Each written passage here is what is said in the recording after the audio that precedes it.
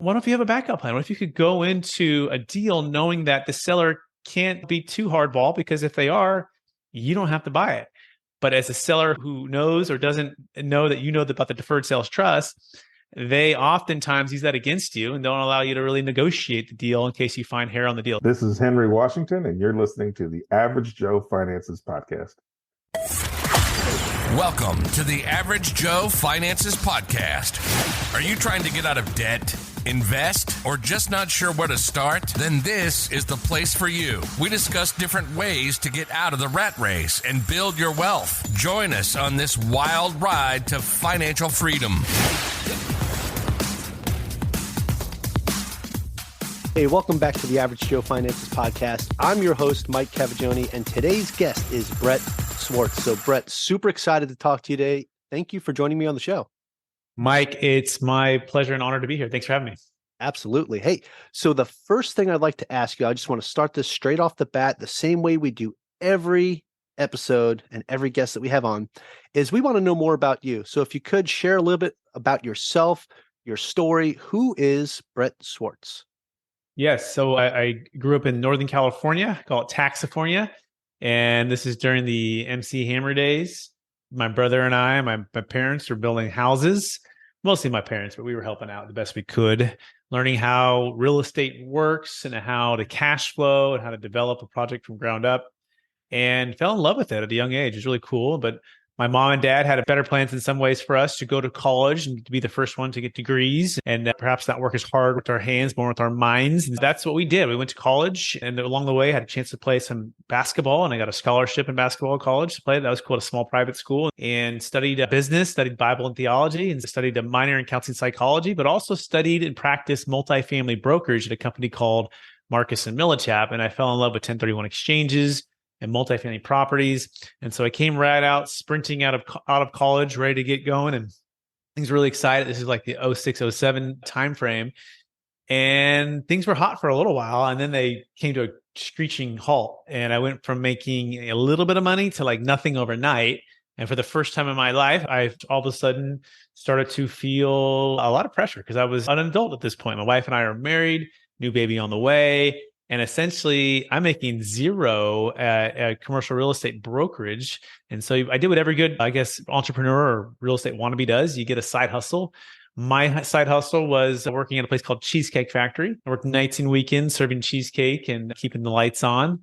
70-hour weeks. My day I'd make cold calls, negotiate with banks, and help my clients because they were going through a challenge too. They had too much debt and not enough liquidity, and they were losing half or all of their wealth, millions of dollars. We were just trying to get, hundreds of dollars to come in to have the groceries. And so the other part of this story too is my parents were very wealthy at a young age. Then they got divorced.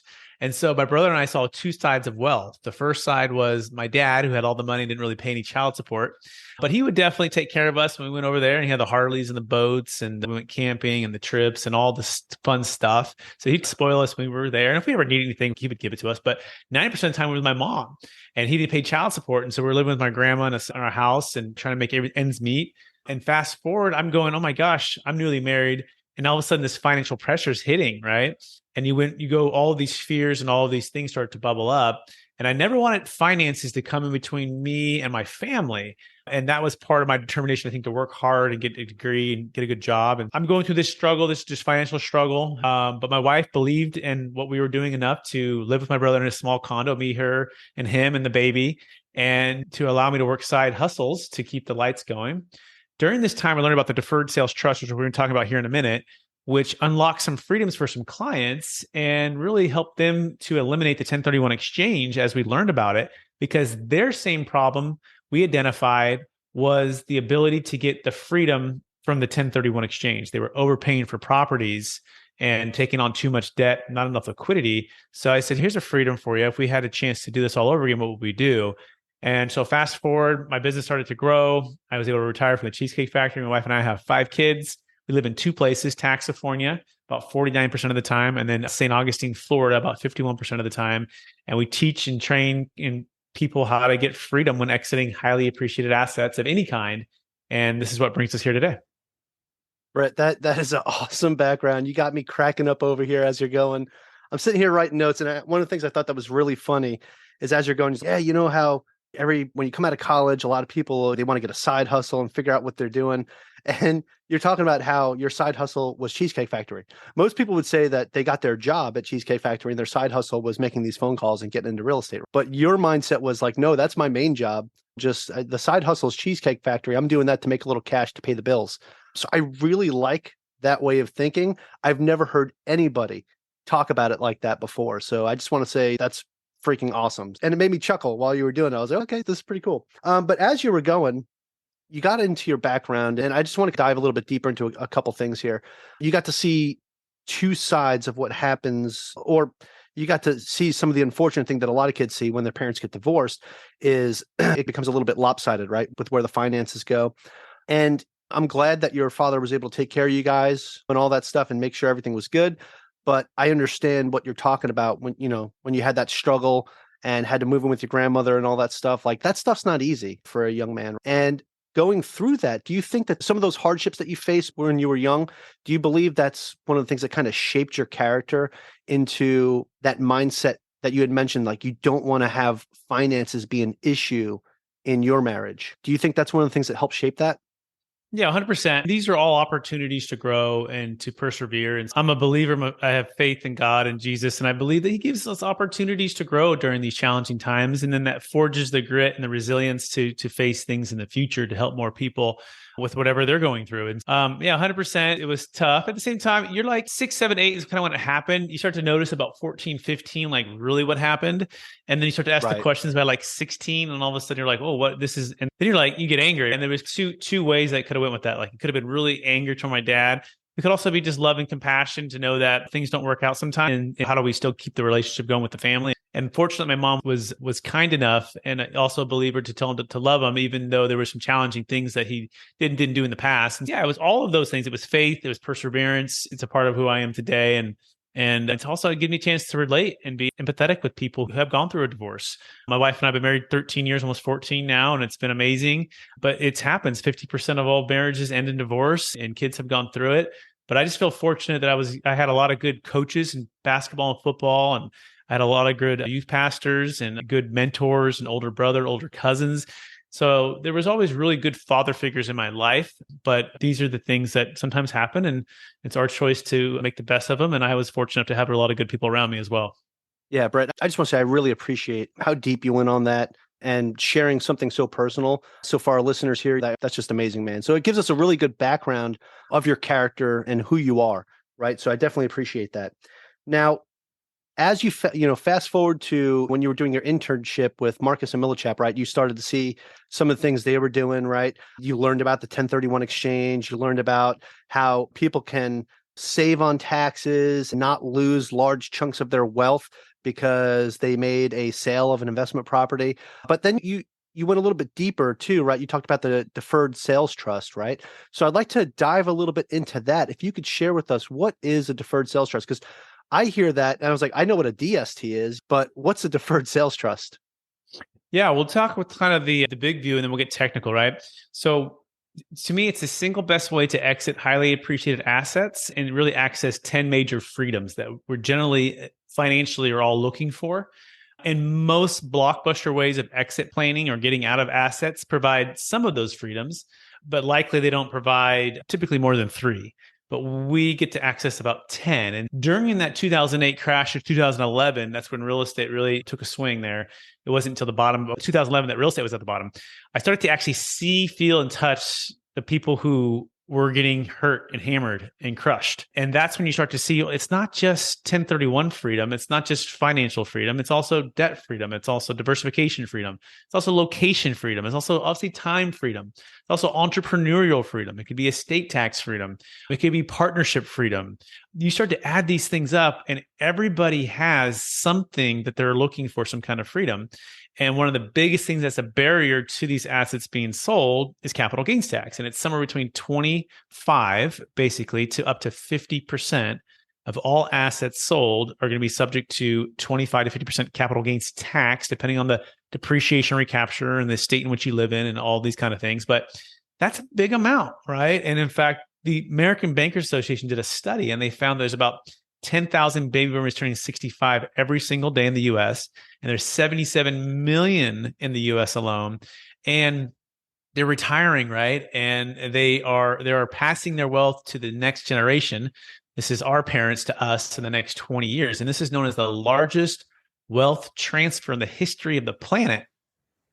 So if you think about that one single concept right now, then you ask yourself the next technical question: how much of that wealth is tied into high-end primary homes in Hawaii, in the Bay Area, in New York, and major areas, LA, San Diego, Chicago? How much is tied into commercial real estate? How much is tied into private equity or businesses? And the answer is 50%. In fact, 50% of the total net worth of America is tied to illiquid assets that are highly appreciated. And this is going to be the biggest transfer in the history of the planet of wealth that we know of. And so we've got this window here to unlock some of these freedoms. And what are some of these freedoms? People want to retire, of course, that's part of it, right? But they also want to be able to maybe be entrepreneurial, maybe to separate from that partner, maybe to develop that project, maybe to get out of that cryptocurrency, maybe to get out of that stock. And all of these things are happening. The question is, how do you defer the capital gains tax and still be able to be passive or active? And that's the coolest thing about the deferred sales trust, is that it's Netflix because it's so flexible. I mentioned Blockbuster in the beginning. That's like the 1031. You're showing up on a Friday night, Mike, and you've got, if you're in Hawaii, maybe you're driving in the sunshine and it's not so bad. But what if you lived in Wisconsin and it's snowing outside, right? And what if you've seen that video at the end of the aisle and it's a cardboard box and you're about to grab it, but someone else grabs it and you're like, oh, you're frustrated, right? Netflix came out, obviously, and they became a lot more flexible. There's no 45-day requirement. There's no 180-day close. That's the deferred sales trust. There's no kind of equal or greater debt requirement to replace as well. It obviously works for more than just investment real estate. It works for primary homes. We did an $8 million deal in Palo Alto. In fact, I was just in Kona, Hawaii, touring properties and making YouTube videos about telling people that if they sell these high-end homes that are worth 10, 20, $30 million, that they can defer the capital gains tax, not using a 1031 exchange. And so just understanding that concept of what actually works to unlock the freedom is the background for the deferred sales trust. So technically now, what is it? It's simply an installment sale, Mike, where if you own a property, let's say right now in Hawaii for $25 million, and let's say you bought it for $2 million 30 years ago, right? And it's right on that cliff that oversees the best beach, and it's an amazing property. And if you live there right now, you're going to be subject to huge capital gains tax. I don't have exactly Hawaii in front of me, but I think it's one of the higher ones. So let's just use 35%, right? And so if you were to sell for $25 million minus the $2 million basis, that's a $23 million gain. And you times that by 35%, that's your capital gains tax. And so the question is, how do I defer that? The answer is the deferred sales trust. It will actually buy your asset for $25 million and immediately sell it to the third-party buyer. We're also brokers. We're luxury brokers, multifamily brokers across the country, including Hawaii, where we have people on the ground who can sell at a high price, but we do the tax planning to make sure everything is locked and secured before anything moves. And what happens at the close of escrow, instead of receiving the funds directly and paying the tax, you loan the funds to this trust and you get back a promissory note. And it's that separation, that delay of tax, the delay of payment, which creates what's called the deferral. It's the same like a 1031 exchange. If you sent the funds to a qualified intermediary, then you delay taking constructive receipt or actual receipt of the funds. So long story short, these notes are structured at 10 years typically, and every 10 years you can renew for 10 years. You can pass it to kids. And most of our clients will just live off the interest payments. And they'll take slow interest payments over time, and they'll defer all 25, in that scenario, put all 25 million in the trust if it was free and clear.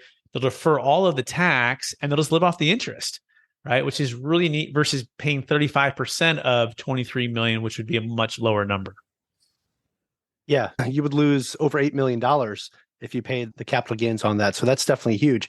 Okay, now I want to get a little bit deeper into this because, I've had people on, we've talked about 1031 exchanges a couple times on the podcast, right? So my listeners probably, if you've listened to those episodes, you should understand that a little bit. With the 1031 exchange, you got 45 days to identify 3 other properties, right? And then you have 180 days to close. Now, you're saying with this deferred sales trust, right, that you don't have to, there's no requirement for anything like that, right? Exactly. Let me tell you a deal story to bring this to life. And this is the single reason why I started this company. There's a few, but this is like the foundational part of why I started it.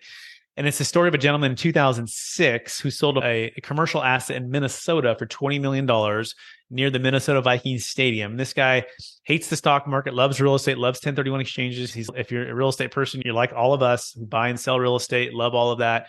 But for the first time in 2006, he looked at his 1031 binoculars. He's like, this doesn't look too good. Now, he didn't know 2008 was going to happen, but he just said, whatever it is, I'm either going to pay my tax, but I'm not going to overpay and chase these deals that these valuations make zero sense. And he goes, I'm going to try this deferred sales trust thing out. Puts it into the deferred sales trust. Where are the funds? Sitting in the bank, sitting in very conservative securities, okay? Not subject to huge crash of 2008 either. You can protect it and hedge it and protect it. We work with some of the best financial advisors in the world to help with this, okay? So he was conservative there. And in the meantime, what happened to the property that the buyer bought? 5 years later, that person got foreclosed on. The bank calls the guy who sold it up and said, the person who used the DST and said, hey, do you want to potentially buy back the property that you sold to that buyer? He goes, oh yeah, that 1031 buyer out of California for the high price. And he said, yeah. And they go, well, we just foreclosed on. He goes, what's the price? And they said about 60 cents on the dollar, about 40% less than what you sold it for. He goes, give me a couple days. And he was able to structure a new LLC, and the trust put up the money to buy that asset at 60 cents on the dollar. But here's the key. All tax deferred. He still hasn't used a 1031. He never used a 1031. He didn't. It's a completely different tax code, by the way. This is an installment sale based upon IRC 453 versus IRC 1031. There's IRC 401k. There's different tax codes that provide different types of tax deferral. So the way you structure it with the team is really the secret, right? And that's the nuance, why it goes back 27 years, thousands of closes, billions under management. But most people don't know about it because they haven't met us yet, although we've done lots of deals, over 20 no-change IRS audits, all the states, everywhere. So it works every single time, but it's proprietary, it's protected. But that single concept of selling high and buying low, instead of selling high and overpaying for a property, especially right now where cap rates are still pretty, maybe gone up a little bit, but interest rates have definitely jumped where it doesn't make much sense to buy. It just makes perfect sense. That's why the Deferred Sales Trust is perfect for times like this. And we're just trying to get the word out to as many people as we can. Yeah, I'm hoping to help you guys get the word out. That's amazing. So with that particular situation, right? So he was able to create another LLC and then have funds from the trust go to that LLC to purchase that property. That's how that worked without paying any taxes on it. Yes, sir. Yes, sir. Man, you got it. You nailed it. That is super cool. That is super cool. Okay, cool. Yeah. So I guess I don't really know how much more I could dive into this, but I want to know more. So what is some other key benefactors that come with doing a deferred sales trust versus, let's say somebody wants to put it in a Delaware statutory trust? What is, because I mean, that you get like a pretty much like a guaranteed percentage, right? Now, what kind of, I hate using that G word, but what kind of like returns, like you said, people are putting them in here and they live off the interest. So what kind of interest rates are you guys seeing with that? Because I know with the DSTs have a good idea of what you're going to get back, but what about with this deferred sales trust?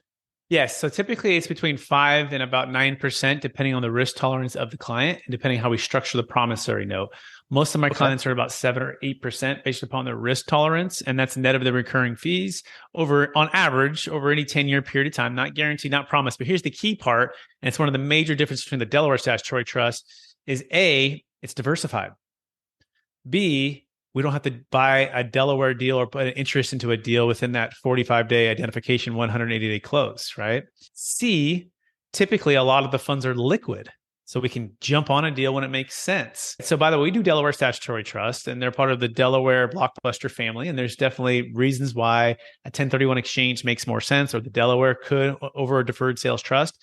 But generally speaking, most of the time it doesn't for a couple of reasons. Number one, you have an old depreciation schedule. So one of the best ways to own and build wealth is to have something that provides offset of cash flow. We call this tax flow. For every dollar of cash flow, we want some tax flow, a loss on the other side to offset it. Okay, so it washes out. Guess what? In a 1031 exchange, your old depreciation schedule travels, which means what? You have lower or no depreciation, which means for the cash flow that's coming in, you're taxed. So Hawaii, New York, California, we're like the highest tax states, right? It's brutal. So you want to make sure that you're looking at your tax flow depreciation schedules. And if you want to do a 1031, you're going to have the old one, which is no good. The deferred sales trust, that asset that the gentleman bought back 5 years later with the trust by partnering with the trust to buy it back, he got a brand new depreciation schedule. You say, why? Because he didn't do a 1031 exchange. Oh, so he's outside of those rules. Yes. Okay. He bought it with a new entity, new money, and it's still tax deferred. So this is the cool thing about the deferred sales trust. Number two would be the Delaware Statutory Trust only works for investment real estate. It doesn't work for high-end primary homes, businesses. It doesn't work for cryptocurrency. We had a client who exited 5 million of Bitcoin before the crash at 54,000 a coin, and she was able to diversify that equity into a business venture, a tech startup company. So we call it the Go Fund Yourself, all tax deferred. She could also went and bought a multifamily property in Hawaii on the beach. She could have all tax deferred. And so understanding that it's super flexible with the assets that you're selling. It works for captive insurance. It works for public or private stock. We're working on a multi-million-dollar Apple stock exit right now. It works for, I can also save a failing 1031 exchange. We can be a backup plan in case you do want to do a 1031. I mentioned we're brokers, so we help people do 1031s all the time too. What if you have a backup plan? What if you could go into a deal knowing that the seller can't be too hardball, because if they are, you don't have to buy it. But as a seller who knows or doesn't know that you know about the deferred sales trust, they oftentimes use that against you and don't allow you to really negotiate the deal in case you find hair on the deal. So these are all the strategic things. So the biggest thing for people to do if they want to take action is to have a tax flow and a cash flow mindset. And number two, make sure you have a team that understands what your options even are and even giving you the options, right? Most agents and brokers don't even know about this. It's part of why we're trying to coach and train agents on how to do this. But then number three would be to actually execute on the freedoms that you're trying to achieve. And when you actually know what's possible and you have the team and you know what the options are, we find that these deals really get unlocked for people and people get a lot of freedom.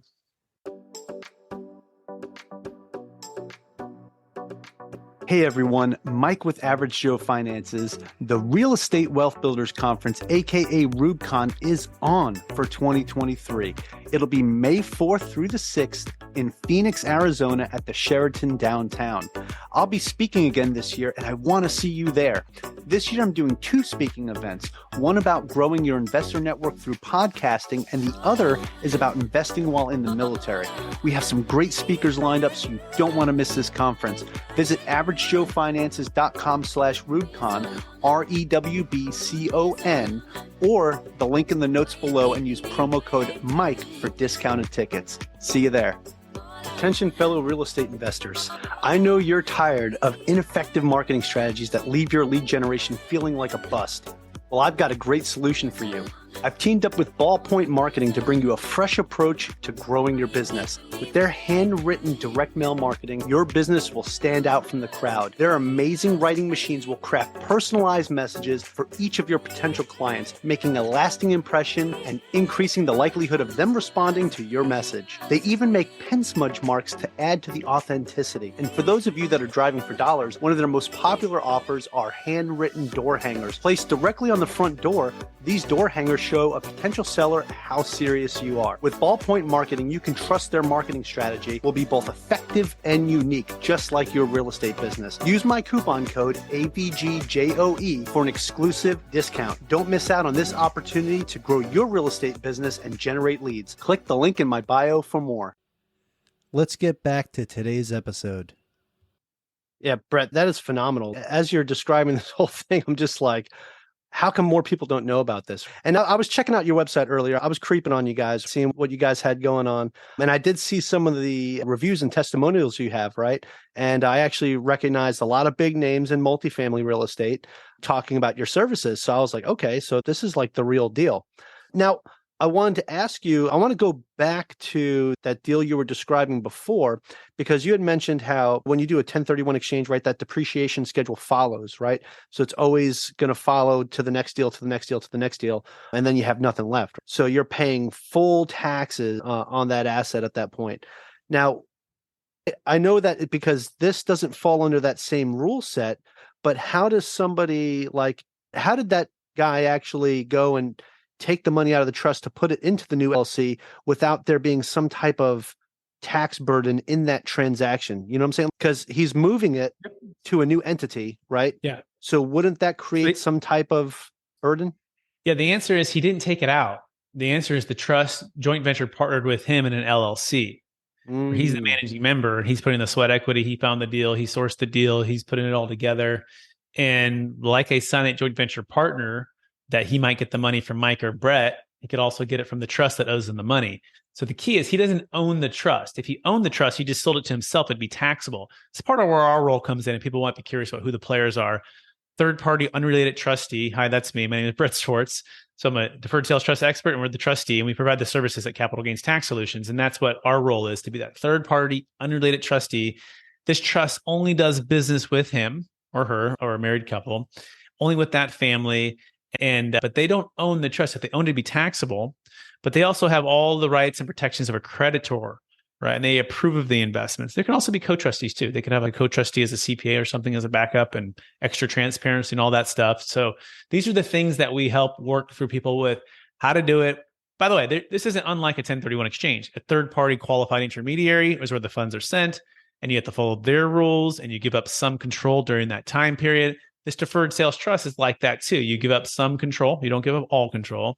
The funds do get paid back to you, and you pay tax slowly, but you work with a third party to be able to unlock these freedoms for you and your family. And yeah, that's the main answer to that one, Mike. Yeah, no, I appreciate that. I was just trying to dive a little bit deeper to really deepen my understanding of how this works, because that's amazing, Brett. I'm really enjoying this and learning a lot. So I definitely appreciate that. And I think it's important that for my listeners here, that they get a good understanding of how this works, because a lot of them might be in a situation where they're getting ready to exit a very large deal. And they're like, hey, I don't know if I want to do a 1031 exchange. Now they're listening to this and hey, maybe I should do a deferred sales trust. That's awesome. Now, what made you, so when you retired from Cheesecake Factory, right? What made you decide to start this organization? Yeah. So I think the biggest thing is just seeing the transformation for my clients and seeing the freedom that it unlocks. And honestly, it's a challenging sale, if you will. I was selling commercial real estate, and I was doing 1031 exchanges and Delawares, and those are all very common. And I've always liked a challenge. I had 2 degrees and a minor, played basketball in college, and did all of that while doing the internship at Marcus and Millichap. My wife and I have 5 kids, married almost 14 years, and I've always liked the challenge of something. I've just been competitive and I like working with people.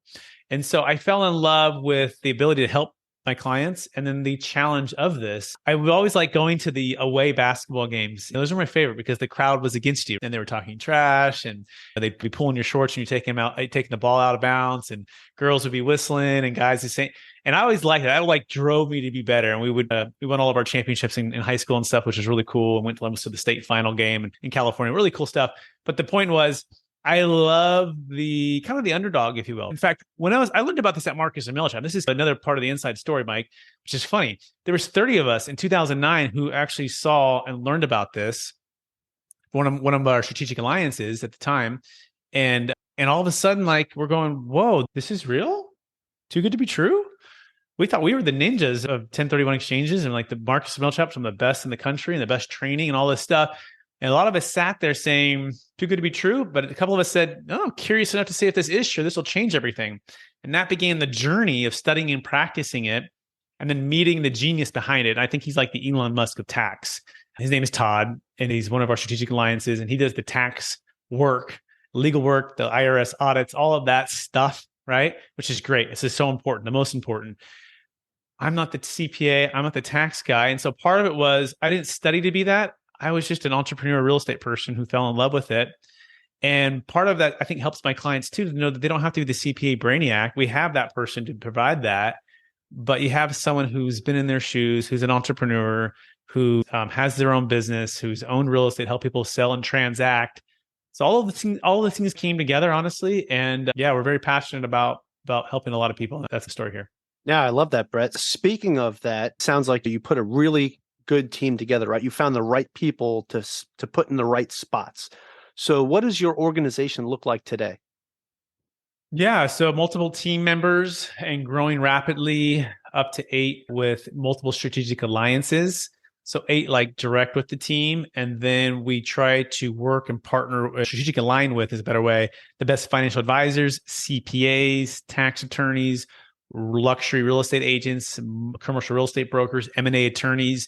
And so part of our vision is to train and coach and align with the top 10,000 across America of all of the ultra high net worth advisors. So all of the people I talked about, so that they understand and can unlock the deferred sales trust for their clients. We'll do the heavy lifting. It's just a matter of having the awareness of it and what's actually possible, overcoming the false belief that it's too good to be true. I would have known about it. How is know it's legal? All the stuff that comes up from everyone who looks at it. And then they actually look at it and actually talk to us and they go, oh my gosh, this actually is real. It's true. Still batting 1,000, by the way, in all the IRS audits. It's perfect. Multiple audits in California and across the country and federal and stuff. So that is our ever-growing network, if you will. It's not just our internal team. It's the network. And that's also part of the integrity of the trust, by the way, too. It's not all in one house that the tax, the financial advisor, the trustee. In fact, they all need to be separate to keep the integrity and also the transparency for everything that's going on. I definitely appreciate that. And I appreciate the transparency as well, because that's one of the things that kind of separates you from your competitors, right? Because here you are, you're providing the service, but you also have these third parties that are a part of it, but keep that whole cycle going smoothly, right? And everyone else that's essentially a third party has their own opinion, right? And can ask those questions that, somebody that was in-house might not ask. Because they don't essentially work for you. It's a great point. Honestly, it's one of the most key points, because once you understand that in order for something to go wrong, there's got to be a lot of people that go wrong. And then we also have a third-party tax preparer who's providing all the tax returns. We have a 5-year-old CPA firm for another reference. We have national law firms that have done reviews. And there's just a ton of body of evidence there that if you give it enough, I always say, give me 5 hours. 1 hour to meet with me to get to know you, understand your needs, your challenges, your problems, your desires, your ambitions. 1 hour with the tax attorney to get technical and legal. 1 hour with our clients talking with references. 1 hour of the actual financial plan itself, and then 1 hour with your deal. And literally, it can change your entire family legacy for wealth. One thing you mentioned before, like what else could it separate from the Delaware? In the 1031, by the way, part of the challenge, part of the good things of 1031 in Delaware is that it maintains a stepped up basis. In the deferred sales trust, you lose the stepped up basis because you're going in an installment note, which is a downside for sure, right? But here's the other upside of the deferred sales trust. Plus, we can get funds outside the taxable estate, and we can eliminate what's called a 40% death tax, which has nothing to do with the stepped up basis. In fact, you can either have one or the other. You can have a stepped up basis, or you can get it outside your taxable estate, but you can't have both. And so we walk people through how to do this legally without having to give it all away to charity, without having to have 50 kids and gift it away, without having to buy a bunch of life insurance. Really nice way upon an exit to just be done with that challenge. And it's helping people understand that and seeing the professionals that are involved to everyone to work as a team, right? It's not just one person. And that's why it is a bit complex, because there's multiple parties. But when all of the puzzle pieces come together, and there's just a few, and people, once they spend time with us and then it clicks, they're like, okay, this is great. I'm all in. And then they're referring us all the business and we grow that way. That's our favorite way to grow, is through word of mouth. Awesome. Fantastic. All right. So Brett, I have one more question I want to ask you before we transition this to the final round. Okay. And it's a simple question, but you do so much, right? Like you've been able to grow so much from where you first started. And I want to know, why are you doing what you're doing? Yeah, I would say there's really two main ones. It's my faith and my family, right? My faith and believing that I've been given certain gifts. And these gifts have been given to me to be a blessing and help to others. And it's my responsibility to maximize these gifts and to bless as many people as I can with the gifts, and know that there's a higher purpose for these. And as a part of that higher purpose is the battle for the wealth of America. In fact, it's happening right now, back to the biggest wealth transfer in the history of the planet. If you think about this, if people don't know about these legal tax deferral ways to grow your wealth, there's $32 trillion is the estimation that's going to transfer from the baby boomers to the millennials. And if that $32 trillion, I believe if it's with the government, no matter what side you vote for, it's going to be wasted away. They've already proven to us that they don't do a good job of managing capital or investments or being good stewards with capital. It's really a sad thing, especially these last 10 years. And being from Taxifornia and seeing what's happened the last 30 years of the state being kind of dismantled financially and on so many other ways too, it's a great opportunity to fight for that freedom. Because if that $32 trillion in a legal way can be with the entrepreneurs, the families, and the people who are creating jobs and providing housing, guess what? There's more freedom for everybody. But if that $32 trillion is on the other side of people either selling assets or just paying a bunch of tax and not knowing about these kind of things, then the freedom's taken away. And so it literally is the battle, and it's behind the scenes. It's tax. You're not thinking about just the voting for this, voting for that. It's like, no, this is the tax dollars. This is $32 trillion. So that's a big part of it. And that's part of the higher calling piece of it, to be a part of something really big. And then the next one is my family, right? So I love my children, my wife, and the ability to be a great example for them, to show them I have an opportunity to help a lot of people and they can do the same thing. My wife stays home full time with our kids. That's part of our vision and our goal. And she's been able to do it full time. She's living her dream of homeschooling our kids, which has been amazing, and being able to adventure and be half-time in Florida, half-time in California. Part of that vision is living 1,000 days in 100 different locations with the family, doing something adventurous or something new. So we're really focused on not just growing our wealth and our finances, but our wealth with our relationships and our family. So those are my two big whys. That's awesome. I appreciate that. We also homeschool our kids too, so that's pretty awesome. We have that in common. Okay, I'm going to go ahead and transfer this over now, or transition this over to the final round. It's where I'm going to ask you the same 4 questions I ask everybody that comes on the show. And it gives us a better idea of how Brett is under pressure with some pretty tough questions, even though they're not that bad. So you ready to go? Ready. All right, let's do it. So first question is, what is the biggest mistake you've made in real estate or business? Moving too fast without reading all of the contract. Well, it's not so much I didn't read the contract, it's that I didn't get third-party eyes on the contract. And let's just say trusting my gut too much. I'm pretty good at trusting my gut, but for sure, at least a contract or two, I probably was taking action too quickly. My personality type is a driver personality, and I take action and I go. I should have slowed down on that, had someone review the writing and not just trust the relationship that it would all just work out. So that would be my biggest mistake for business. Okay, awesome. I appreciate that. All right, Brett, what is something that you've learned that you wish you knew when you first started? I think when you say first started, I would go back to high school. I think that's when I got somewhat more serious about life. College for sure. You start to kind of really think about, what am I going to do here after high school? And I would say, I wish I would have had someone teach me the concept of learning to work harder on yourself than you do on your job. During high school, it was about getting the A's and the B's. It was about making the teams and then trying to get a scholarship. It was about trying to be on the starting team and being the most valuable player, or whatever that external thing was, right? And those things are fine. There's nothing wrong with those things, or getting into college. These are all good things. But they were the minor things. They really were. The major things were working harder on myself. And someone would explain the concept of personal development and leadership, the concept of even more so with cash flow and building businesses like Rich Dad, Poor Dad. We had a good mom who taught us faith. And so that was definitely amazing. No complaints there. But it would have been more about personal development and leadership and development and working harder, learning to work harder on those things: faith, finances, fitness, personal development, rather than just the job. And the job at that point was get the degree or graduate from high school, get into college. That was make the team, which was just more temporary stuff. Okay, awesome. Definitely appreciate that. This next question, Brett, ties into that last one. Actually, it ties into the last two. And that is, do you have any tips or tricks that you would recommend to someone that is just getting started out today? Let's clarify, start out in what? I'll just take the one as like an entrepreneur. Starting out as an entrepreneur or real estate investor.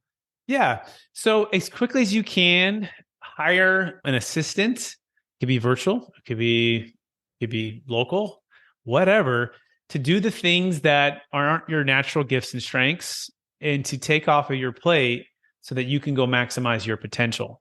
So I wish I would have done that way earlier. I did too many things solopreneur for too long. And I'm so grateful for my team now and what we're building and the culture and the community and just the power of amazing people. And know that as entrepreneurs, we think we can do it all the best by ourselves, but you're never going to grow beyond yourself and your leadership capacity to grow other people as leaders. And so I would have just gone that earlier. Even then, if I couldn't afford it or didn't think I could afford it, or all of the excuses or the fear or the time or whatever, just go hire and bring in great talent, mentor, coach them, and delegate the things that aren't your natural strengths. Absolutely love that answer. Delegation, outsourcing, all of those things are huge. I know as soon as I hired my first assistant, it changed my life. Honestly, I was able to free up a lot of time that I didn't realize how much time I was wasting on certain things as a solopreneur, like you were saying, right? That's definitely fantastic advice. I appreciate that. All right, Brett, final question of the final round. And that is, do you have a favorite business, investing, or real estate related book or podcast or both? Yes. Right now, the favorite book, and more so the masterclass on the book, is by Chris Voss, Never Split the Difference. The masterclass is called The Power of Negotiation, I believe. And by far, it's so deep, so rich, and also so practical to everyday communication, everyday relationships. So I've listened to that masterclass probably 30 times in the past 4 months. Read the book the first time a couple of years ago, listened to the audiobook again, but watching it on video and seeing like the live masterclass. So I'd highly recommend going beyond just the book, getting the masterclass. It's like an app you can download. I think it's $170. Literally, it's the only masterclass I've watched. Oh, there was a second one I watched on there. It was Steph Curry. I play basketball, so I watched the Steph Curry one, which is good too. But I just keep going back to that, and I just try to apply those practices that he teaches that are masterful. So check that one out.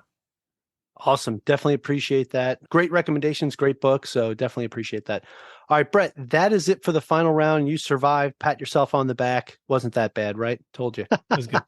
Hey, okay. So I do have one more question for you though, and this is the most important one of all, because we're sitting here having this awesome conversation. I know I learned a lot about the Deferred Sales Trust, right? And I know my listeners are like, hey, we also learned a lot and we want to know more. So where can people find more information about you or the Deferred Sales Trust, the service that your team provides? You have a website you could share with us, any social media, anything like that? Yeah, it all starts at capitalgainstaxsolutions.com. And if you also search Capital Gains Tax Solutions on YouTube, iTunes, Spotify, you can find the podcast. YouTube has a ton of playlists. 1031 exchange versus the Deferred Sales Trust, the Delaware Statutory Trust versus the Deferred Sales Trust, client deal stories, testimonials, the how-to, breaking it all down. It's all there. Just go to my YouTube channel, and then you can download our free ebook by going to capitalgainstaxsolutions.com. We have a new book coming out, and this is the pre-copy. It's actually going to be called Building a Capital Gains Tax Exit Plan. We changed it to make it a little more specific. It's kind of a long title, but we have Kevin Harrington from Shark Tank in the book, which is really cool. Mike, they said to get in room with people that are really smarter than you. So I got in the book with Kevin and a few other really smart multifamily syndicators, financial advisors in the book. And this whole book is really for you if you're looking to unlock your ideal wealth plan when selling assets of any kind for yourself or your clients. Also my story to the DST, kind of like DST Inner Circle Secrets. A lot of great content. We leave it all out in the book here. So you're going to be excited to pick up one of those. Come on Amazon in about 30 days. And then the last thing I'll extend to is a consultation with myself or one of my team members. If you're selling an asset of $1 million of net proceeds or net gain, then you qualify. Anything smaller than that is too small, unless you have two at $500,000 each. And then you can qualify. And you can go to capitalgainstaxsolutions.com to get that free consultation. And that's all I have. Those are the main places, Mike. Awesome. Thank you so much, Brett. This was amazing.